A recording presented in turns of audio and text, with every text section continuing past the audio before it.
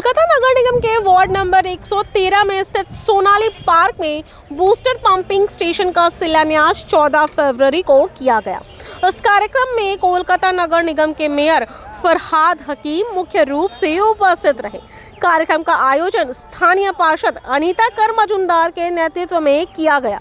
इस मौके पर मेयर ने बूस्टर पंपिंग स्टेशन का शिलान्यास किया।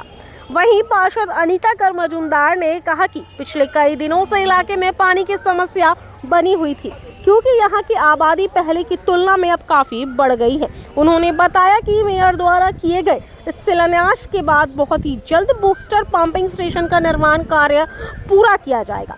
इसके बाद इलाके के लोगों की पानी की समस्या काफी हद तक कम हो जाएगी और उन्हें राहत मिलेगी। আমাদের পপুলার পার্কটাই প্রথম হয়েছে। জলের সত্যি কষ্ট, কারণ আগে যা ছিল লোক সংখ্যা ছিল তার দ্বিগুণেরও বেশি হয়েছে।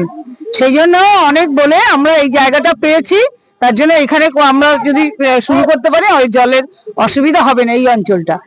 তো আজকে শিলান্যাস হলো, এরপর থেকেই কাজ শুরু হয়ে যাবে।